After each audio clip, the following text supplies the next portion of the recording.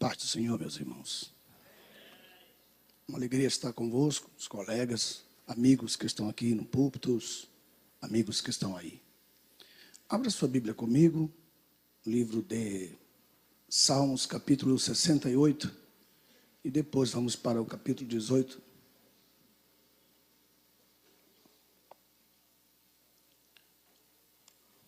Vou tentar seguir a apostila na página 109.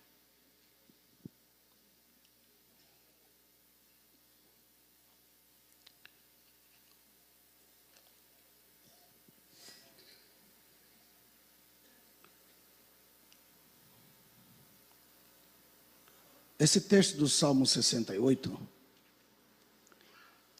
ele é o resumo de um capítulo de uma epístola de Paulo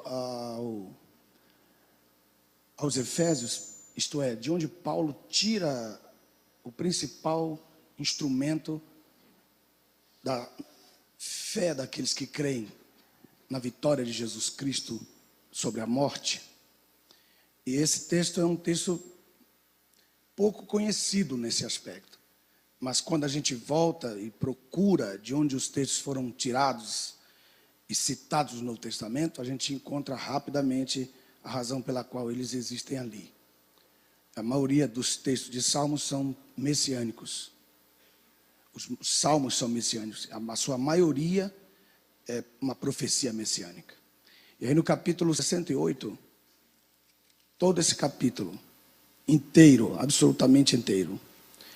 E o capítulo 18, eles são parecidíssimos, os dois salmos. O capítulo 68, verso 1, começa dizendo: levanta-te, ó Deus, e sejam dispersos todos os teus inimigos, e fujam diante dele todos os que o aborrecem. E ele vai falando sobre o fogo, fumaça, ira, destruição. Também fala de um nome que aparece no verso 4. Cantai a Deus, cantai louvores ao seu nome, exaltai aquele que cavalga sobre os céus, cujo nome é Já. Esse Já não é o nosso Já, J-A acentuado, de imediato. E às vezes eu ouço alguns pregadores falando que vocês têm que crer em Deus porque Deus, o nome dele é Já, é rápido. Não tem nada a ver com isso. É uma abreviatura do nome Jeová. Então o nome dele é Já, no sentido que ele é Jeová.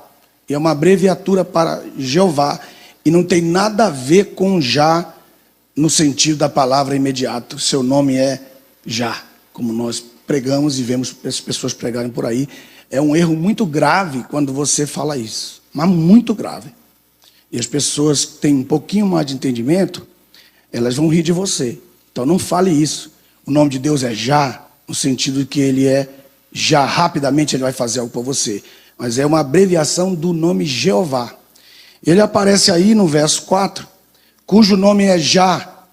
E na nossa versão eu tirei o acento e coloquei o nome como está no hebraico. J, que é o Yud, e o Reis, que é a outra palavra que se estabelece depois dessa. Não tem acento, não tem nada. É só Já uma abreviatura do nome de Jeová. Ele aparece aí, e quando se refere sempre à palavra Já, é uma palavra que se refere a uma profecia messiânica que está mais ligado ao Filho de Deus, isto é, ao Messias. Então, voltando ao texto, verso 4. Cantai a Deus, cantai louvores ao seu nome, e exaltai aquele que cavalga sobre os céus, cujo nome é Já. E exultai diante dele. Saltando o texto até o verso 17, os carros de Deus são 20 milhares, milhares por milhares. O Senhor, que é a palavra Adonai que aparece aí, vem entre eles, como no Sinai, ao seu santuário. Olha a linguagem que ele está utilizando aqui, é profundamente doutrinária. De novo, os carros de Deus são 20 milhares, milhares por milhares. E o Senhor Adonai, vem entre eles, como no Sinai, ao seu santuário. Ele vai falando a respeito da vitória do Senhor Jesus depois da sua morte na cruz, quando ele vem com eles. Eles quem? Veja quem. Verso 18. Subisse ao alto e levasse cativo o cativeiro, recebesse dons para os homens e até os rebeldes na sua morada queriam que já Deus habitasse entre eles. Sente-se, meus amados irmãos.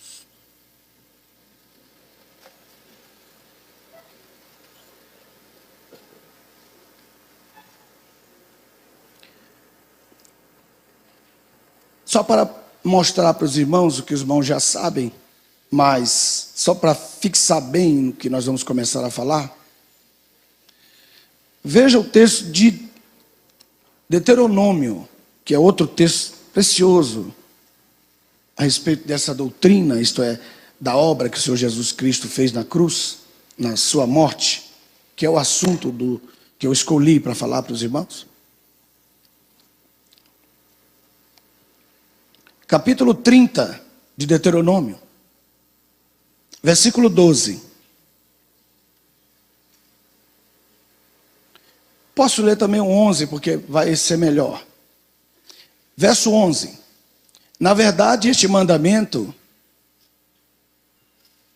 ou a soma destes, que hoje te prescrevo, não é demasiadamente difícil para ti, nem está fora do teu alcance. Observe bem agora.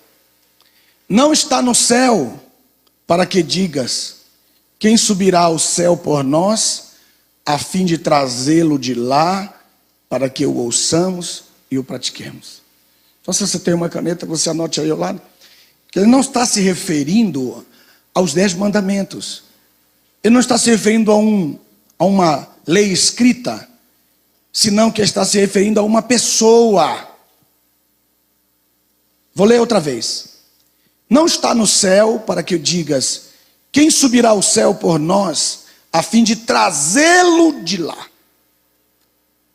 Nós precisamos trazê-lo de lá, para que nós o ouçamos e para que o pratiquemos. Então essa pessoa é Cristo. E como que eu sei? Veja em Romanos, capítulo 10. Você vai folhear muito a Bíblia agora. Então, veja, Romanos, capítulo 10.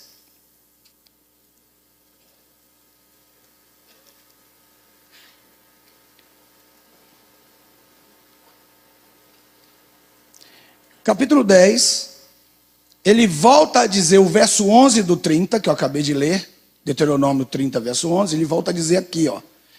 Mas já não na linguagem de Moisés, já na linguagem revelada pelo Espírito de Deus a Paulo, que ele escreve. Eu leio para os irmãos. Verso 5. Porque desta justiça que é pela lei, Moisés profetizou assim: o homem que cumprir estes juízos viverá por eles. Então havia um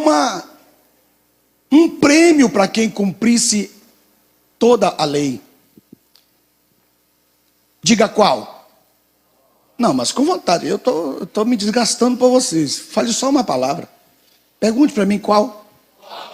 Muito bem.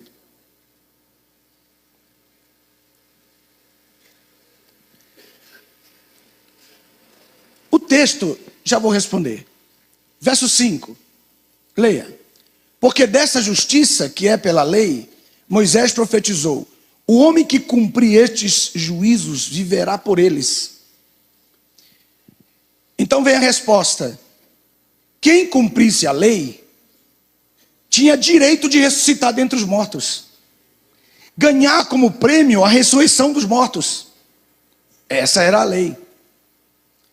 Quando aquele homem sábio chegou e disse: Jesus, a respeito da lei, perguntou a Jesus a respeito da lei, Jesus perguntou para ele: como leis? Como entendes? E ele falou assim, dessa forma, e respondeu. E Jesus respondeu para ele dizendo: faze isto e viverás. Mas esse viverás não era um simples viverás.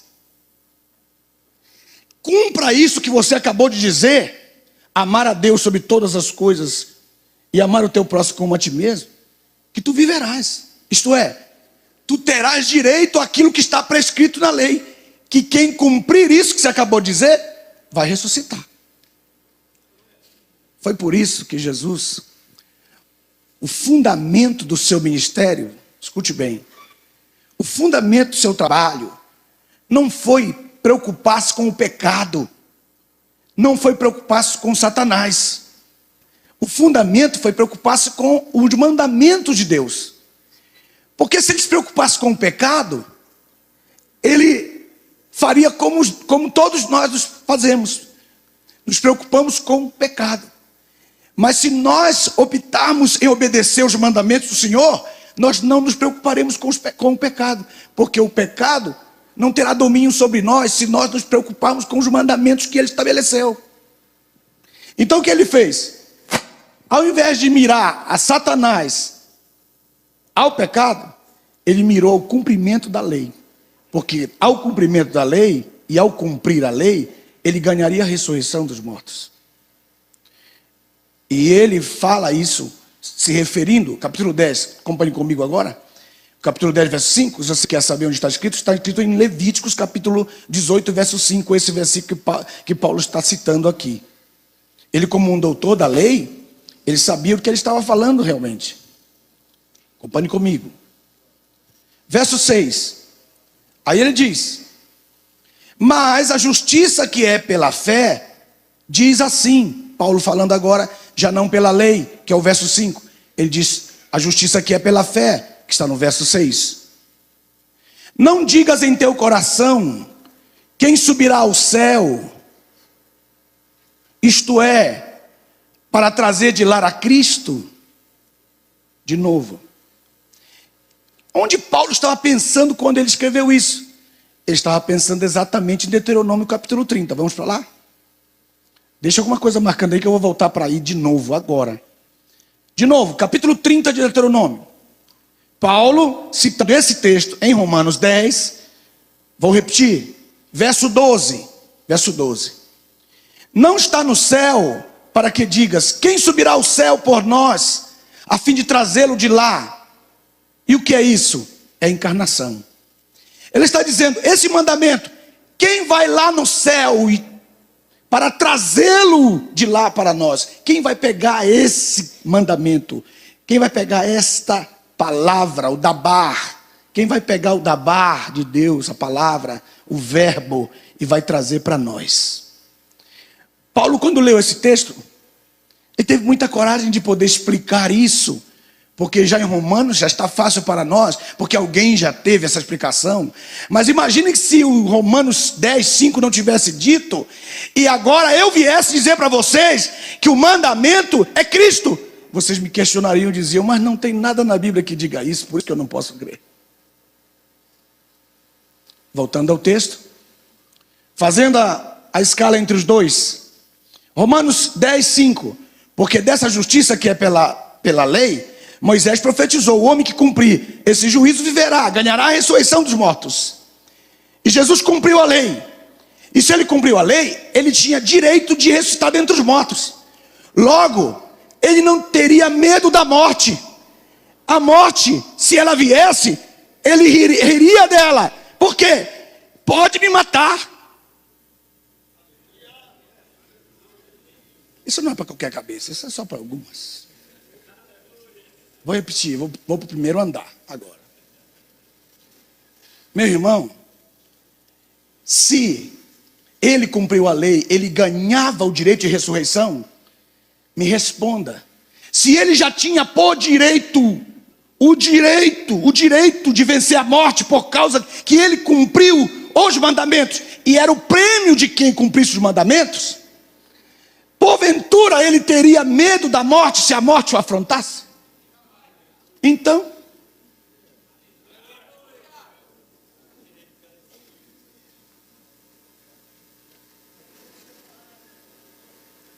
e aí você lê em Atos dos Apóstolos que a morte não pôde detê-lo.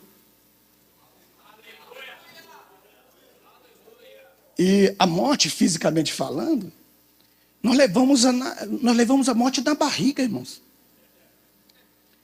E alguns têm mais morte do que outros. A morte nós levamos na barriga. Mas como? Esse ácido que nós temos, nós destruímos com eles a comida que nós comemos, especialmente a carne.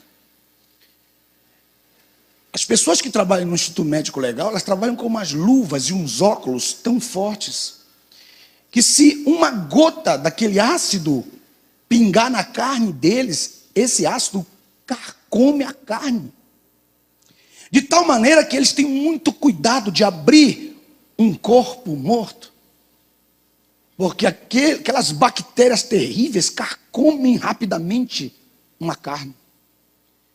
E quando uma pessoa morre, nas suas virilhas, do lado esquerdo e do lado direito, aparecem duas marcas verdes, que é o maior símbolo de que a pessoa está morta. Que aquelas duas marcas verdes nas virilhas quer dizer realmente que a pessoa está morta.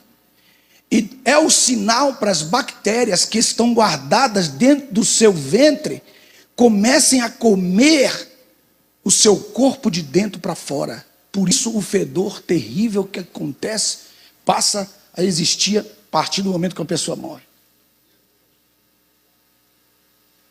Mas isso só pode acontecer por causa da corrupção.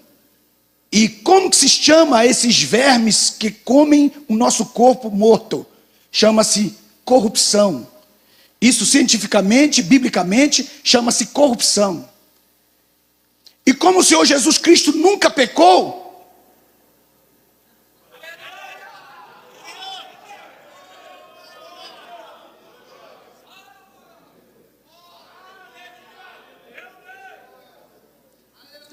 melhor vou ler o texto para vocês crerem.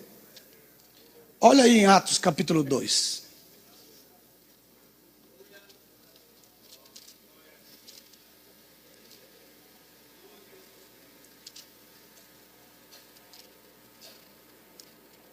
Vocês estão aí? Veja o texto.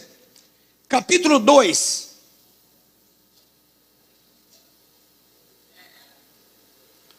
Versículo 23. A este que foi entregue pelo determinado conselho e presciência de Deus, vós pelas mãos de iníquos o matastes crucificando. A quem Deus ressuscitou, olha, soltando os grilhões da morte, porque não era possível que fosse enclausurado por ela. Não era possível. Pergunte para mim por quê? Porque ele cumpriu a lei. E o prêmio que ele recebeu por ter cumprido a lei foi: tu vencerás a morte não terá poder sobre ti. Por isso que Paulo canta o texto: onde está, ó morte, a tua vitória? Onde está? A vitória dela. E onde está o pecado teu aguilhão? Não pode com ele. Porque, em primeiro lugar, a morte só poderia se estabelecer se ele tivesse falhado um mandamento. Ele não falhou nenhum. Na autópsia da morte em relação a ele, procurando alguma coisa nele, nos seus pés, não pôde encontrar. Nas suas mãos não pôde encontrar. No seu órgão genital não pôde encontrar. No seu cérebro não pôde encontrar. Não houve uma marca. E eu posso imaginar o desespero de Satanás lá fora, gritando para o seu grande amigo chamado morte: morte, encontrou alguma coisa aí para que nós o prendamos e não o deixamos sair daí do Hades? Encontraste alguma coisa, pelo amor de Deus? A morte, nada. Não tem nada.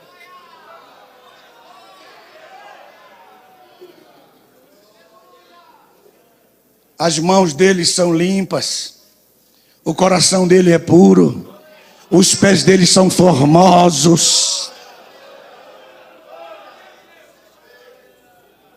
Eu quero exaltar o meu Senhor esta manhã. e dizer quão forte, quão poderoso é Ele sobre as nossas vidas. Voltando a fita. Se Ele, Carlos, cumpriu a lei e ganhava como prêmio a vitória sobre a morte, nada do que viria depois poderia colocar medo nele. Porque a morte ficou preocupada com ele, a morte teve que gastar tempo com ele. A morte teve que entrar com ele na sepultura. Quando colocaram-no na sepultura, a morte teve que entrar com ele para assegurar a sua obra.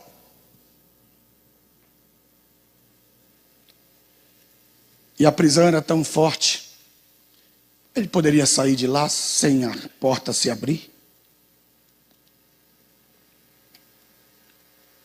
Ele poderia sair de lá e não passou pela parede?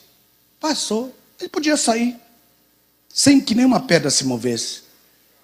Mas ele deu uma colher de chá para a morte. Eu vou dar uma abertura para você sair também, porque senão você nunca vai matar ninguém mais. Você está totalmente vencida.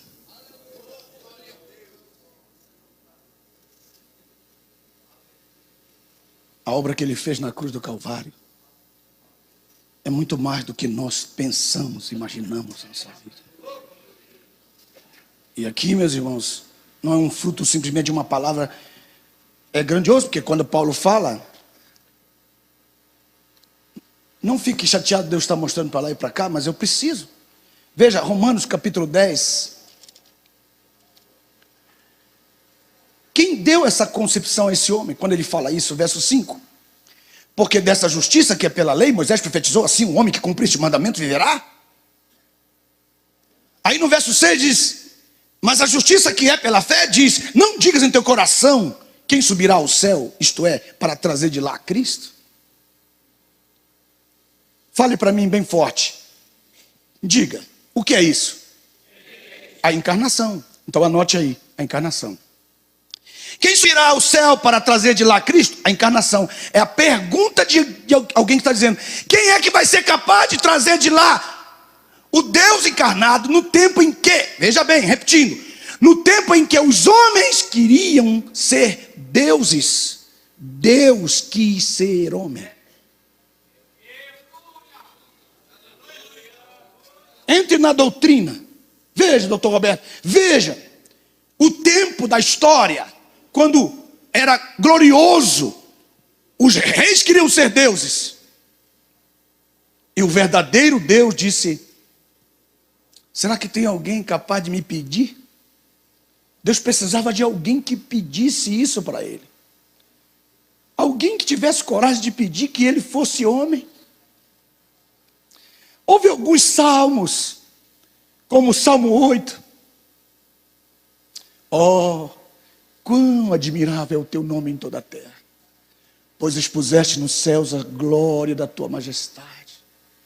Que é o homem para que dele te lembres? Que é o filho do homem para que o visites? Visites a encarnação. Venha visitar-nos. Venha falar para nós como homem. Mas não houve um homem que tivesse a coragem de dizer, Deus, desce aqui. E um dia, lendo a palavra, alguém fez essa pergunta em Deuteronômio, alguém fez um salmo, que é o Salmo 8, que foi Davi, mas teve um homem que teve coragem de falar para Deus, Deus, ser Deus como o Senhor é muito fácil. Se eu for justo, o Senhor me mata. Se eu for pecador, o Senhor me mata. Se eu andar bem, o Senhor me mata. Se eu andar mal, o Senhor me mata. Deus, se eu tiver razão e o Senhor souber que eu tenho razão, o Senhor me mata. E se eu não tiver razão, o Senhor também me mata. Então, desce aqui e anda na minha pele. Pega os meus ossos. Vem falar comigo cara a cara e tira esse verdugo de entre nós que é a morte, para ver se o Senhor não me dá razão. Vem aqui como homem. Vocês devem estar perguntando, mas tem isso na Bíblia? Eu nunca li. Está na Bíblia. Jó. Vamos lá?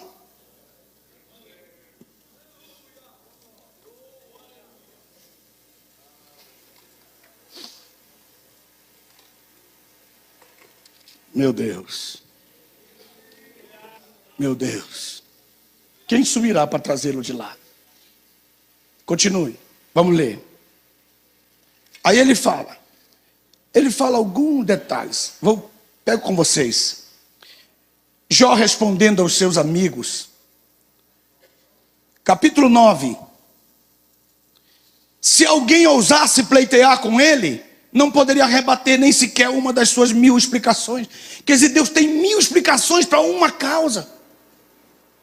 Nós só temos uma e alguns de nós nem temos nenhuma. Deus tem 1000. Deus pode explicar 1000 razões para um problema.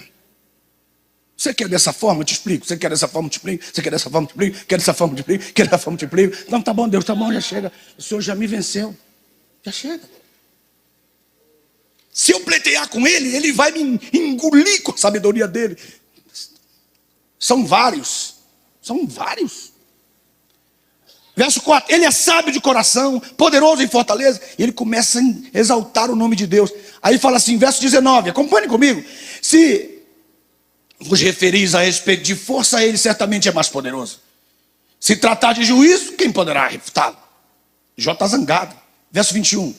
Se eu fosse íntegro, não faria caso de mim, porque eu sou íntegro. Desprezaria a minha vida, mesmo eu sendo íntegro. Verso 22. Uma coisa me resta dizer, que ele destrói tanto inocente como culpado. E ele vai falando, e a ira vai subindo, vai subindo. Aí se de súbito em uma calamidade trouxer a morte, ele se ri da inocência dos homens.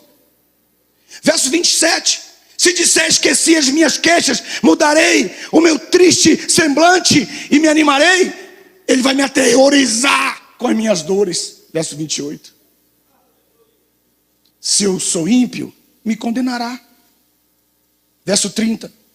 Se me lavasse com água de neve e limpasse as minhas mãos com soda cáustica, ele ainda me destruiria e ainda acharia erro em mim. Assim também não dá, Deus.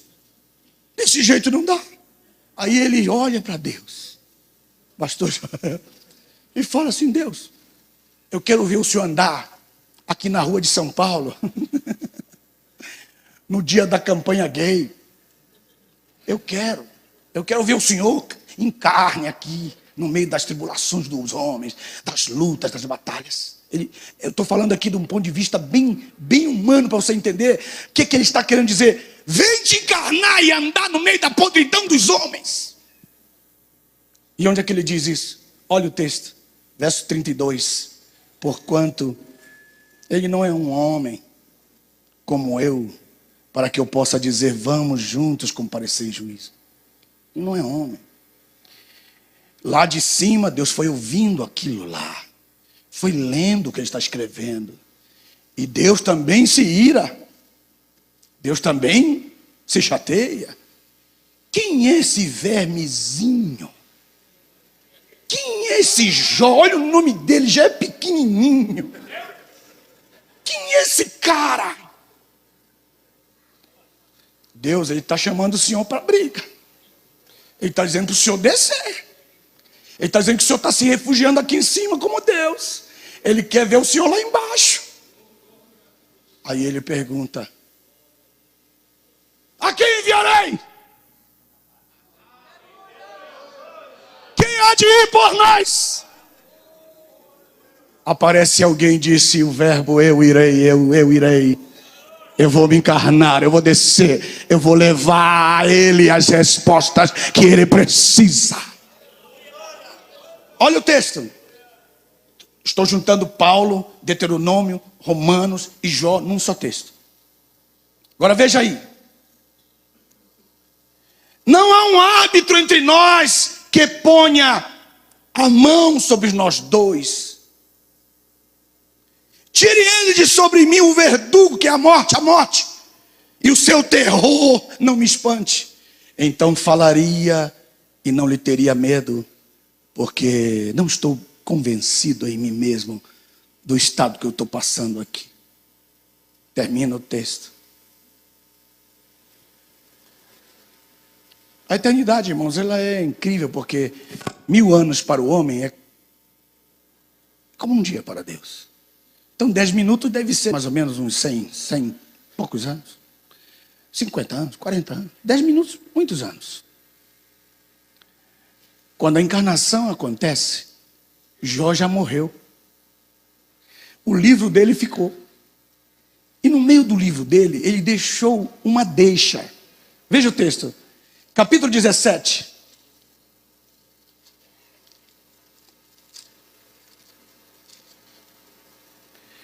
Capítulo 17. Ele diz, verso 11: os meus dias transcorrem. Os meus propósitos foram arrancados dos meus pensamentos, dos desígnios do meu coração. Mudam a noite em dia, a luz está perto das trevas. Se esperar no Sheol, que é o mesmo Hades, que é a palavra grega para Hades, no Novo Testamento. Verso 13. Se esperar o Sheol como a minha morada, e estender o meu leito nas trevas, se disser a corrupção, tu és meu pai, e os vermes, vós sois a minha mãe e minha irmã. Aí ele pergunta, onde estará então a minha esperança? A minha esperança, quem poderá vê-la? Aí ele diz, será que ela descerá comigo às profundezas do Sheol, onde juntos descansaremos no pó? Porque quando ele disse isso, ele não tinha ideia de que alguém iria descer lá no Sheol, lá no Hades, e não ia permanecer lá, porque ele nunca pecou, mas muito pelo contrário, iria descer lá, iria tirá-lo de lá. E não seria simplesmente numa atitude de ir e voltar simplesmente, mas algo que é sobrenatural, que o texto que eu li para os irmãos esta manhã, a princípio, que eu vou voltar a ler, vocês vão compreender. O cortejo, aleluia, não foi algo assim simples. Quando ele morre na cruz do Calvário, sua alma sai do seu corpo, e ele consegue contemplar o seu corpo inerte e frio ali, naquele instante, sem conseguir tocar mais nele, como quem pega no vácuo, e o seu corpo com a sua cabeça ladejada ali, deixada de lado. Ele olha para cima, tenta caminhar. A dor que ele estava sentindo não era só no seu corpo, mas também na alma, e que ele tenta andar rastejando-se.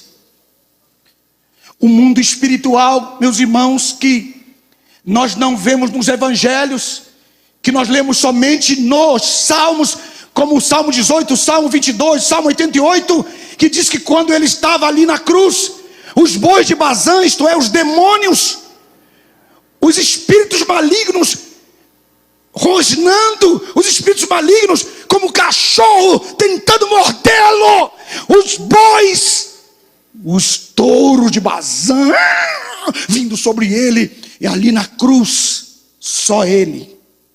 E ele levanta seus olhos ao Pai e clama.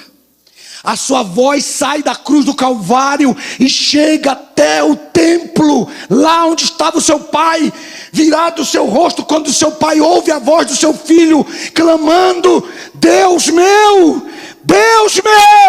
por que me desamparaste? Pedaço da sua barba solta, seu rosto inchado de tanto apanhar, a coroa de espinhos sobre a sua cabeça, nu, nas condições que ele estava. O pai vira o seu rosto para não ver e contemplar tamanha maldade. Mas quando o pai ouve o clamor do seu filho, veja o Salmo 18 para você ver se eu estou falando alguma besteira. Veja o Salmo 18.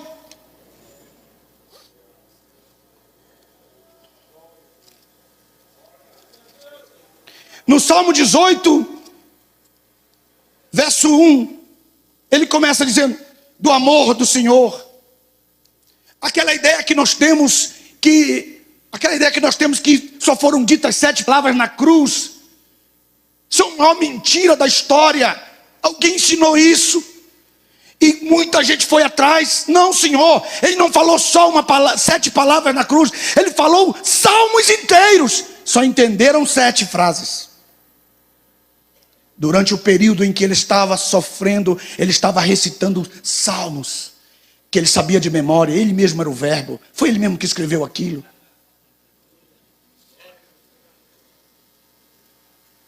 Como inchado que ele estava, as pessoas o interpretavam erradamente, porque quando ele disse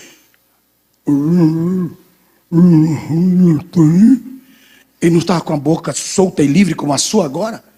Para ele dizer Eli, Eli, lama sabachthani, ele dizer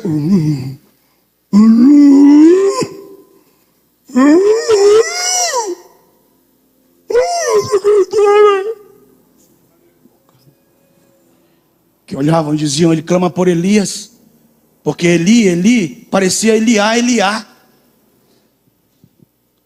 As pessoas sempre vão interpretar algumas coisas suas que não são verdades, principalmente quando você estiver em aflição.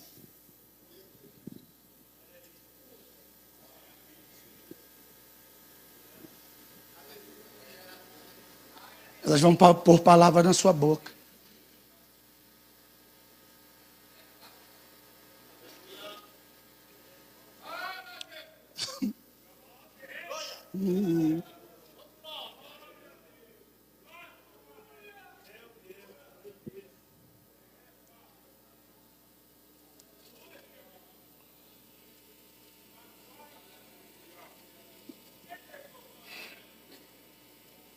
Verso 3. Invoca ao Senhor Jeová, digno de ser louvado. Quando ele vê aqueles demônios todos ali, meus irmãos, demônios que queriam pegá-lo, os demônios do Gadareno, todos aqueles espíritos malignos da história, todos aqueles demônios se marcaram um encontro ali no Calvário, e alguém gritou, ele está lá preso, ele não pode sair, vão lá, batam nele, quebrem ele no pau, arrebenta com ele. Mas não era nada mais do que uma arapuca de Deus atraindo todos eles para ali, para que de uma só vez a vitória de Jesus fosse sobre todos eles.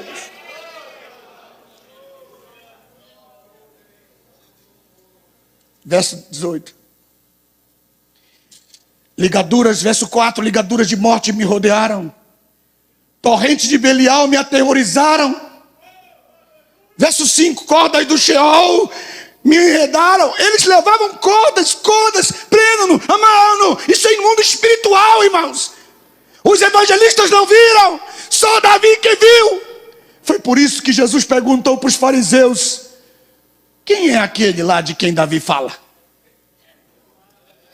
Ah, para de graça, assim também não dá. Vou repetir de novo. Jesus olhou para eles, vocês querem mesmo saber? Então explica para nós, ó mestre. Então eu vou fazer uma pergunta para vocês, e se vocês me responderem essa, eu respondo a de vocês. E assim, então manda. E os doutores ficaram esperando. Aquilo tal que Davi falou sobre a sentença desta dele, daquele, de quem Davi está falando? Se Davi morreu e foi sepultado. Aí disseram, essa parte a gente ainda não estudou, essa parte aí.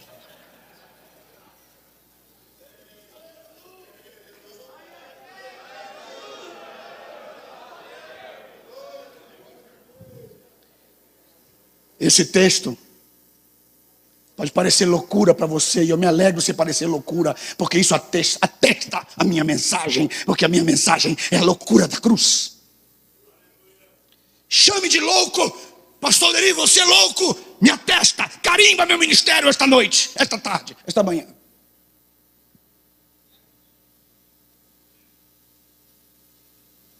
Verso 6.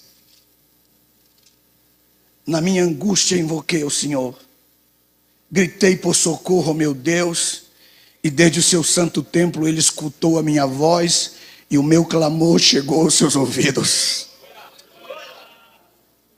Agora veja o texto de Mateus. Veja o texto de Mateus, capítulo 27, verso 50 em diante. Veja o texto. E Jesus, bradando novamente com grande voz, entregou o seu espírito. Mateus 27, 51. E eis que o véu do santuário se rasgou em dois, de alto a baixo, e a terra tremeu, e as pedras se fenderam, os sepulcros se abriram. Nem vou ler o resto porque os irmãos já sabem. Vamos para o Salmo 18 para que você veja se é ou não é. Salmo 18, verso 6. Na minha angústia invoquei ao Senhor Jeová, gritei por socorro ao meu Deus, e desde o seu templo Ele escutou a minha voz, e o meu clamor chegou aos seus ouvidos, e a terra foi comovida e tremeu, os fundamentos dos montes se estremeceram e se partiram, porque Ele se enfureceu.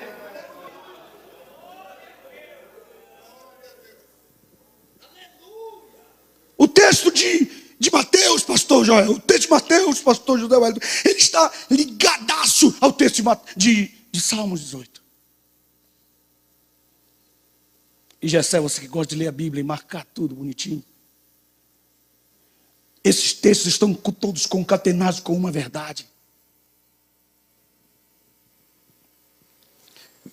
Quando ele viu o seu filho sofrendo, rodeado por demônios com cara de cachorro, com cara de touros, de unicórnios, aqueles demônios tentando se vingar de tudo aquilo que ele tinha feito durante o seu ministério, curado os enfermos, expulsado os demônios de muitos.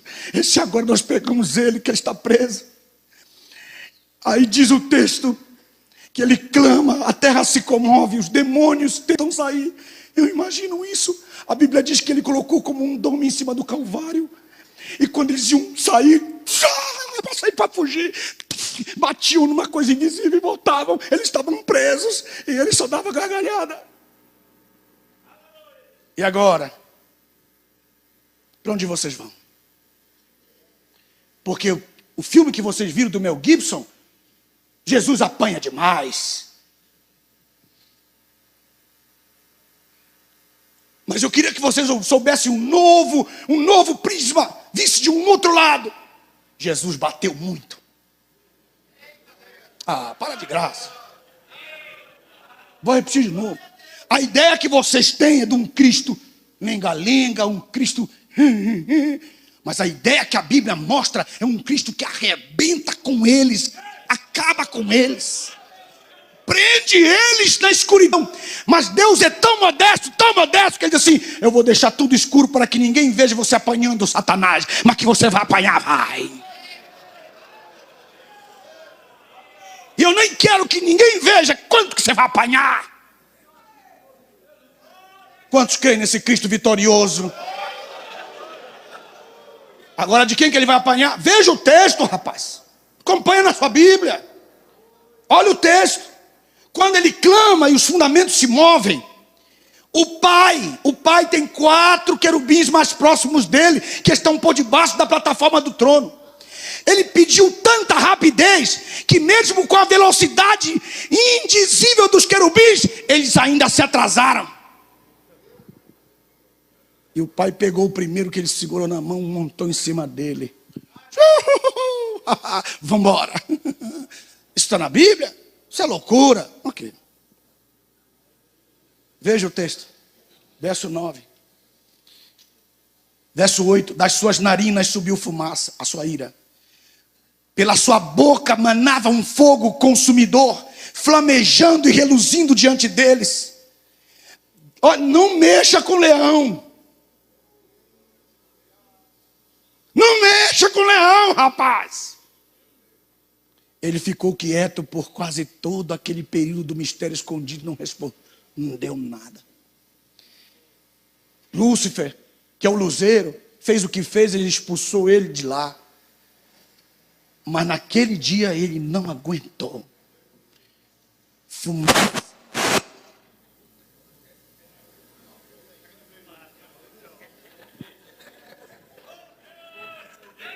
Cuidado.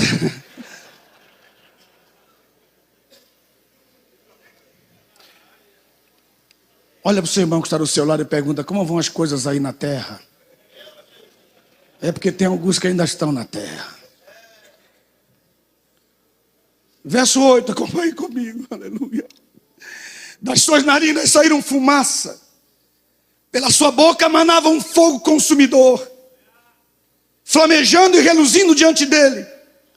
Ele baixou os céus e desceu, e densas trevas havia debaixo dos seus pés. Por isso que o monte ficou em trevas.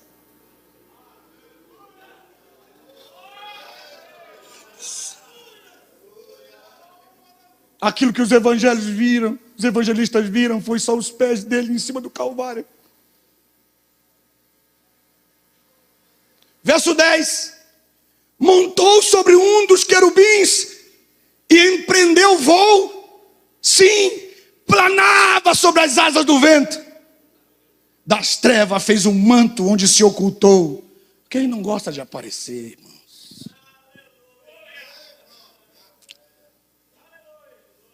Ele não gosta de aparecer.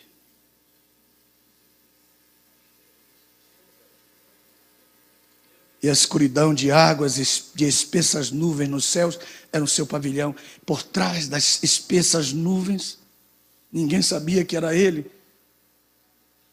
Os engenheiros daquele tempo diriam um tufão. Mas a Bíblia diz: Deus mesmo, o Pai, veio. Verso 12.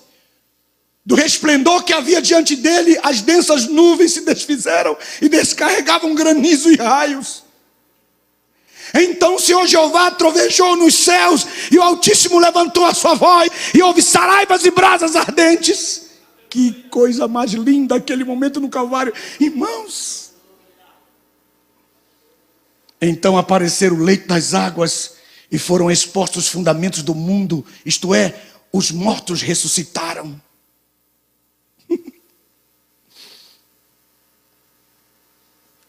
Jó, Isaías, o 7, aqueles primórdios, os primogênitos de Hebreus 20, 12, 21 a 24, os primogênitos se levantaram dentre os mortos na hora da sua morte. E por que eles teriam que se levantar? Pergunte para mim por quê? Porque ele teria que provar que ele já tinha a chave da morte do Hades na mão, na cruz. Aquela ideia que nós temos de que ele desceu para tomar a chave é mentira. Ele já tomou na cruz. E para provar, traz alguns dedos aqui para provar que eu tenho a chave. Coloque aqui ao lado. E eles ficaram ali até a ressurreição de Jesus, porque Jesus tem a primazia sobre todas as coisas. E eles mesmo ressurretos disseram: tem um que é a ressurreição e a vida.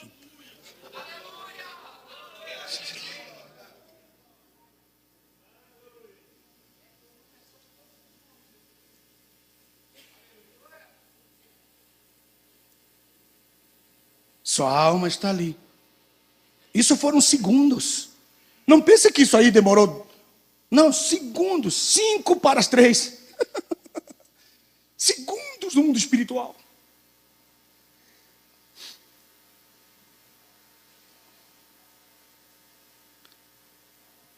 Verso 15.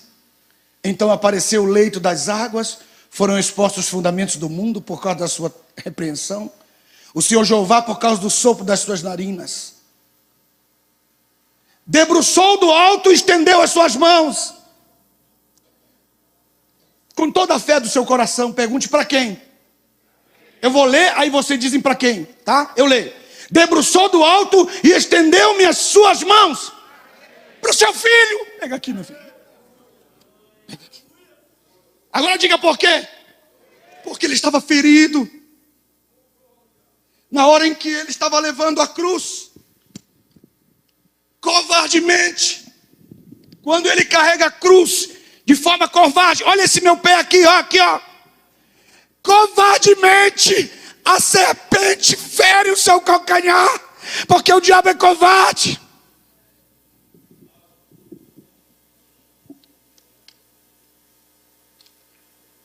Ele não deixa cair a cruz porque ele é fraco, porque ele era experimentado em trabalhos pesados. É porque a dor foi muito grande. O artelho foi ferido, então automaticamente ele não poderia manter-se de pé. Era necessário que o sirineu estivesse ali, para mostrar para nós nos dias de hoje, que nós precisamos levar as cargas uns dos outros.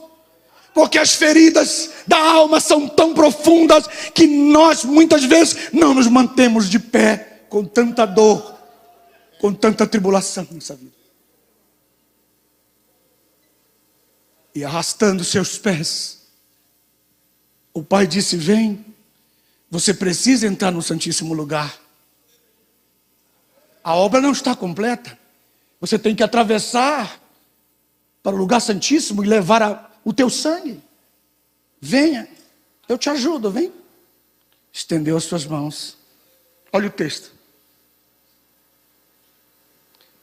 Livrou-me de um forte inimigo. Aí você diz: mas Deus, ele não era Deus? Era, mas só que ele estava na condição de homem. E na condição de homem ele aniquilou-se a si mesmo, isto é, a sua onipotência, a sua onipresença e o seu todo-poderio. Ele teve que deixar de usá-lo para ser usado pelo Espírito Santo. Então ele estava na condição de homem, e na condição de homem ele olha para Satanás e diz: ele é mais forte do que eu. Aí ele diz assim, olha o texto: livrou-me de um forte inimigo e dos que me aborreciam, porque eram mais fortes do que eu. Anteciparam-se para enfrentar-me no dia da minha adversidade, mas o Senhor foi o meu Salvador.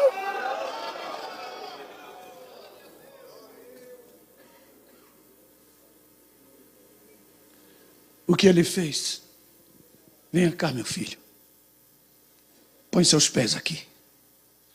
Colocou os seus pés. Curou o seu pé. Depois ele disse: pula. Aí ele pula. Salta. Ele disse: eu não sinto mais dor. O curador foi curado. E o seu pai o cura os seus artelhos. Olha o texto. Trouxe para um lugar espaçoso. Livrou-me porque ele se agradou de mim. O Senhor Jeová me recompensou conforme a minha justiça.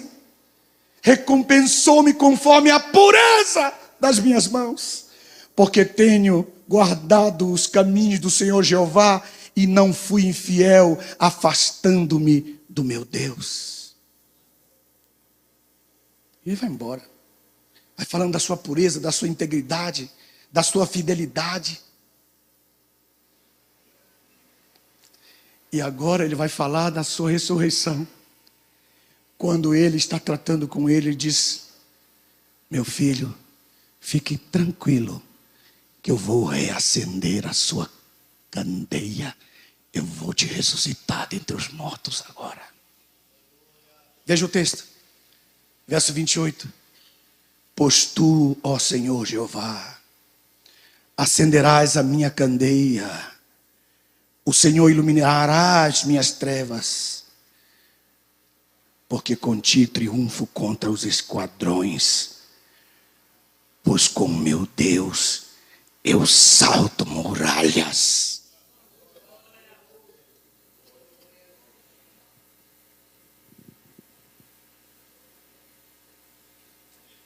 O salmo é lindo. Verso 32. Deus é quem me cingiu de força e aperfeiçoou o meu caminho. Que caminho? O caminho do lugar santíssimo para onde ele vai. Verso 33.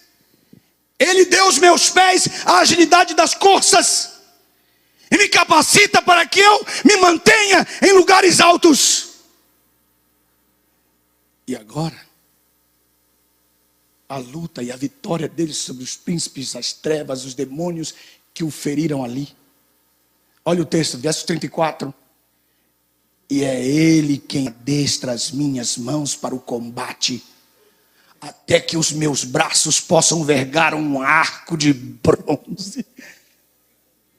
Só pode dar glória a Deus, irmão, quem tem muita fé para dar.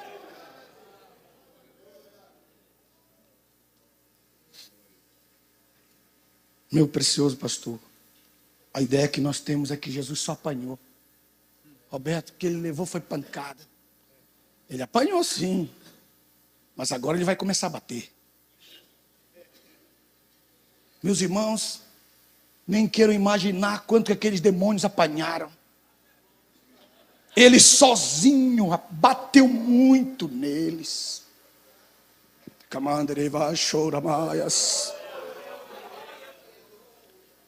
É porque aquela tua ideia de que você tem que apanhar mesmo, apanhar, até morrer e dar o outro lado, isso é para o teu irmão, não para Satanás.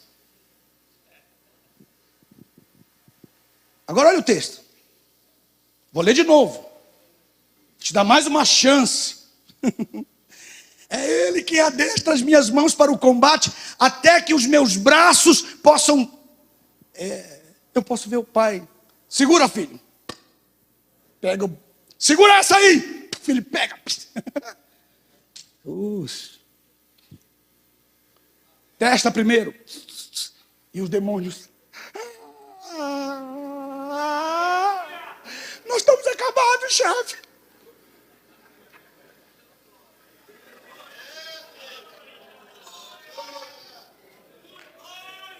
Você tem algum algodão aí? Chefe, foi uma ferida forte, hein? Pois é, mas vocês vão apanhar também. A vitória de Cristo na cruz foi mais do que você pensa que foi.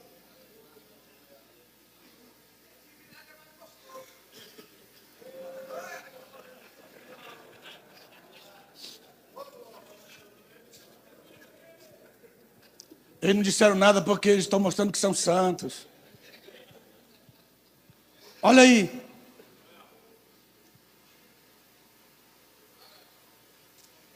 Não sei se vocês vão suportar o resto agora.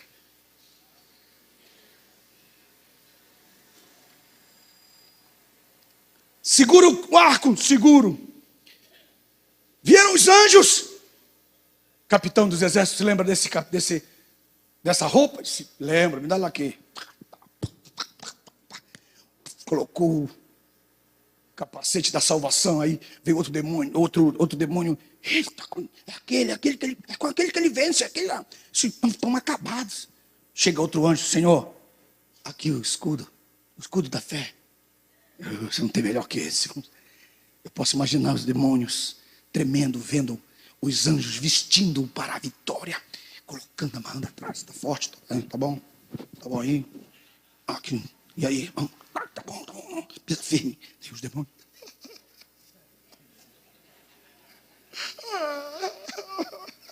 E ele.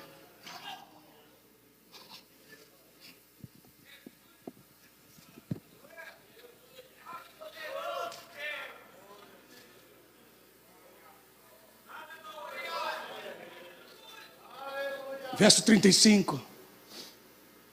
Tu me cobriste com o escudo da tua salvação. A tua mão direita me sustentou. A tua condescendência me engrandeceu. Alargaste os meus passos no caminho. Os meus tornozelos não vacilaram. E então eu comecei. Dá um glória a Deus com vontade. Eu posso imaginar, pastor, quando ele começa aqui, porque o texto aqui é só a preparação até agora, mas daqui para frente ele começa a lutar. Veja o texto diz assim: persegui os meus inimigos e os alcancei, e não voltei até vê-los destruídos completamente. Ele foi batendo um a um. Chegou a um ponto, meus irmãos, de que eles gritaram e disseram: ei, você que está sentado aí, diz para ele, tem piedade de nós. Olha o texto. Verso 37. Persegui os meus inimigos e os alcancei. Não voltei até vê-los destruídos completamente. E o verso 38 diz: castiguei-os de tal modo que não puderam manter-se em pé, e caíram sobre os meus pés. pois me cindisse de força para o combate e submete prostrados a todos aqueles que se levantam contra mim. E todos eles caídos ali, irmãos. Verso 40, deste-me a nuca dos meus inimigos em fuga. Destruí aqueles que me aborreciam. Verso 41, clamaram por socorro, mas não houve para eles ajudador. Clamaram até o Senhor Jeová, mas ele não respondeu.